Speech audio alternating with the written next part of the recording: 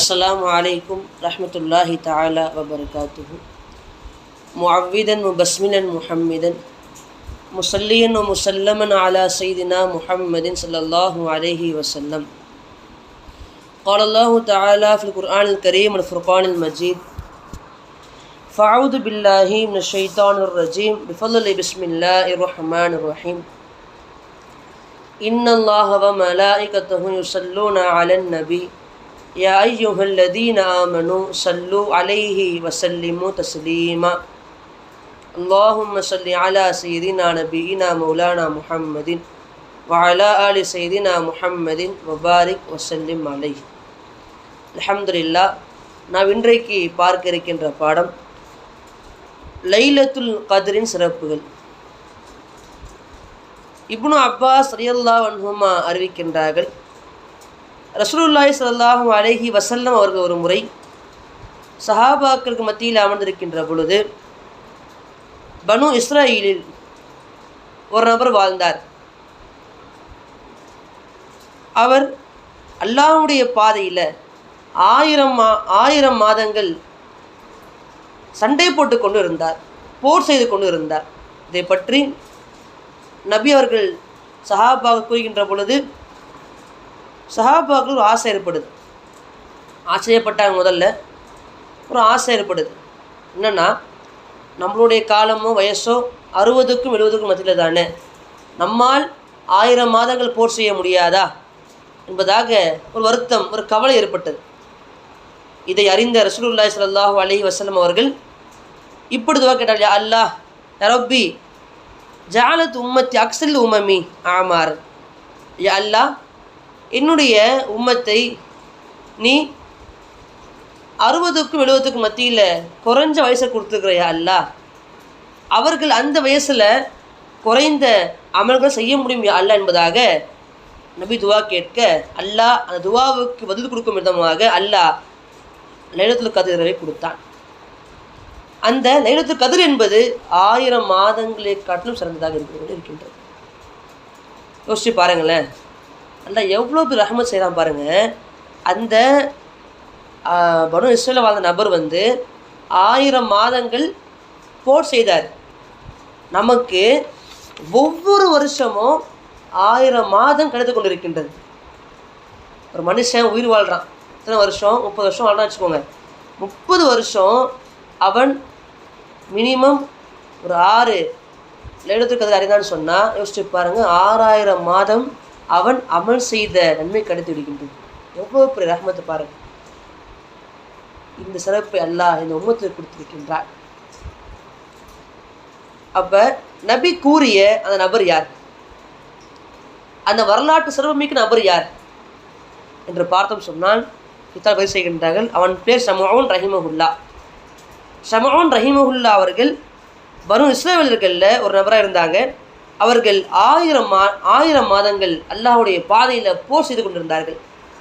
யாராலையும் அவர்களை தடுக்க முடியவில்லை, அழிக்க முடியவில்லை, தோக்கடிக்கவும் முடியலை. அப்போ அந்த காஃபிர்கள்லாம் ஒரு பிளான் பண்ணுறாங்க. என்னென்னு சொன்னால், ஷமூன் ரஹிமஹுல்லாவுடைய மனைவி அழைக்கிறாங்க. மனைவி அழைச்சி மனைவி கிட்ட தங்கங்கள் தருவதாக ஆசை வார்த்தையை காமித்து மயக்கிறாங்க. அந்த மனைவியும் தன் கணவனை கட்டி போட ஒத்துக்கொள்கிறாங்க. ஷமூன் ரஹிமஹுல்லா அவர்கள் இரவில் கம்மியாக தான் தூங்குவாங்க. அவங்க இரவில் தூங்க வராங்க வீட்டுக்கு. மனைவி அந்த இரவு சணல் கயிறை கொண்டு கட்டி போடுறாங்க கணவனை. காலை எழுந்திருக்கிறாங்க, பார்த்தா கட்டி போட்டிருக்கு. ஒரே அசைவு தான், கட்டெல்லாம் அவிழ்ந்து போயிடுச்சு. அப்போ ஷமூன் ரஹிமஹுல்லா கேட்டாங்க, ஏன் கட்டிப்படன்னு கேட்குறாங்க. மனைவி சொன்னாங்களாம், இல்லை நான் உங்களுடைய சக்தியை என்ன பண்ண டெஸ்ட் பண்ணுன்னு சொல்கிறாங்களாம். 2வது நாள் மனைவி சங்கிலியால் கட்டி போடுகின்றார். அதே போன்று ஷமூன் ரஹிமஹுல்லா அசைக்கிறாங்க, சங்கிலியெல்லாம் உடஞ்சி போயிடுது. மனைவி தோத்துடுறாங்க இந்த விஷயத்தில். இப்போ இப்லீஸ் என்ன பண்ணுறான்னு சொன்னால், இந்த காஃபிர்கள்ட்ட ஐடியா தரான். என்ன ஐடியா தரான்? காஃபிர்களே, நீங்கள் அந்த ஷமூன் ரஹிமஹுல்லா மனைவிட்ட கேளுங்க, கணவன் கேட்க சொல்லுங்கள், உங்களை எதை கொண்டு கட்டி போட்டால் கட்டை அவிழ்க்க முடியாது சொல்கிறாங்க. அதே போன்று மனைவி கேட்க, அப்போ ஷமூன் ரஹிமஹுல்லா சொன்னாங்கன்னா, என்னுடைய முடியை கொண்டு கட்டி போட்டால் என்ன கட்டை அவிழ்க்க முடியாதுன்னு சொன்னாங்களாம். அப்போ அடுத்த நாள் 3வது இரவன்று அந்த மனைவி ஷமூன் ரஹிமஹுல்லாவுடைய முடியை பதம் சொன்னால் 8 முழத்துக்கு இருக்குமா. அந்த முடி தரையை தொடும் அளவுக்கு முடி வச்சுருந்தாங்களாம். மனைவி ஷமூன் ரஹிமஹுல்லாவுடைய 4 முடியை எடுத்து 2 கையில் கட்டி போடுறாங்க. இன்னும் 4 முடிகளை எடுத்து 2 கால் கட்டி போடுறாங்க. கட்டி போட்டு முடிச்சதுக்கப்புறம் அந்த காஃபிர்கள் வராங்க. காஃபிர்கள் அந்த ஷமூன் ரஹிமஹுல்லாவை ஆடுகள் அறுக்குகின்ற, விலங்கை அறுக்குகின்ற இடத்துக்கு கூட்டு போயிடுறாங்க. கூட்டு போயிட்டு 2 காது அறுக்கிறாங்க, 2 உதவி அறுக்கிறாங்க. அறுத்ததற்கு பிறகு ஷமூன் ரஹிமஹுல்லா எப்படி துவாக்குறாங்க, அல்லாஹ் இந்த கட்டை, இந்த பிடியை அவிழ்க்கின்ற சக்தி எனக்கு தான் கேட்டாங்களாம். கேட்டு ஸ்டாப் ஆகல. கேட்டுட்டு, அல்லாஹ் இந்த கயிற்றை, இந்த பிடியை அவிழ்க்கின்ற ஆற்றலை எனக்கு தான் துவா கேட்டு விட்டு, அல்லாஹ் இந்த என் பக்கத்தில் ஒரு தூண் இருக்குது, இந்த கட்டை அவிழ்த்து நான் தூண் அசிச்சா போதும், இங்கே வந்திருக்கிற முக்கியமான காஃபிர் எல்லாம் கொல்லப்பட்டுருவாங்க என்பதாக துவா கேட்குறாங்க. துவா கேட்டதுக்கு நல்ல துவா ஏற்றுக்கொண்டான். கட்டு அவிழ்க்கப்படுகின்றது. அவிழ்க்கப்பட்டு பக்கத்தில் தூணை தட்டுறாங்க. தட்டினது பிறகு அந்த தூணுக்கு கீழே இருந்தவங்க, அந்த ரூஃபு கீழே இருந்தவங்க எல்லோரும் இறந்து போய்விட்டார்கள். தன் மரண வேளையிலும் கூட போர் செய்த நபர் என்பதாக ஸல்லல்லாஹு அலைஹி வஸல்லம் வரலாற்றை கூறுகின்றப்போ சஹாபாக்கள் ஆச்சரியமாக போச்சு. நபியே நாயகமே, நாங்கள் இந்த மாதிரி 1000 மாதங்கள் போர் செய்ய முடியாதா, அமல் செய்ய முடியாது என்பதாக ஏக்கத்துடன் கேட்க அல்லாஹ் சிறப்புமிக்க நிறைய கொடுத்தார். அனஸ் ரலியல்லாஹு தஆலா அன்ஹு அறிவிப்பார்கள், என்னன்னு சொன்னால், லைலத்துல் கத்ர் இரவன்று மலக்குமார்கள் எல்லாம் பூமிக்கு வந்துடுவார்கள். பூமிக்கு யாரெல்லாம் அந்த இரவன்று தொழுது கொண்டு இருக்கின்றார்களோ, இறை திக்ரை இருந்து கொண்டு இருக்கிறார்களோ, அவர்களுக்கு மலக்குமார்கள் சலாம் சொல்லுவார்கள் என்பதாக அனஸ் ரலியல்லாஹு அன்ஹு கூறி காட்டுகின்றார்கள். அதே போன்று அபூ ஹுரைரா ரலியல்லாஹு தஆலா அன்ஹு கூறாங்க பாருங்க, பூமியிலே இருக்கின்ற கற்களுடைய எண்ணிக்கையை காட்டிலும் மலக்குமார்கள் பூமிக்கு வருகின்றார்கள். அந்த இரவன்று பூமிக்கு வருகின்றார்கள். அந்த நேரத்தில் அல்லாஹ் பூமியின் அந்த வானத்தின் கதவை திறக்கின்றான். வானத்தின் கதவுகள் திறக்கப்படுகின்றன. ஒளியெல்லாம் வீசுமாம் இந்த உலகம் பூரா. அல்லாஹ் அந்த இரவன்று மலக்கூத்தில் இருக்கின்ற அந்த திரையை நீக்குகின்றான். மக்களில் யாரெல்லாம் அல்லாஹ்வுக்கு நெருக்கமாக இருக்கின்றார்களோ அவர்கள் அந்த மலக்கூத்து சமாவாத்தை பார்க்க முடியும். அதே போன்று அல்லாஹ் வானத்தில் இருக்கின்ற திரையை நீக்குகின்றான். பூமியில் இருக்கின்றவர்கள் முஷாஹதாவின் மூலம் மலக்குமார்களை பார்ப்பார்கள். மலக்குமார்கள் அந்த வானத்தில் செய்கின்ற தொழுகையையும் ருக்கூவையும் சுஜூதையும் திக்ரையும் தஸ்பீஹையும் அவர்கள் பார்ப்பார்கள் என்பதாக கூறுறாங்க. ஸ்டாப் ஆகல.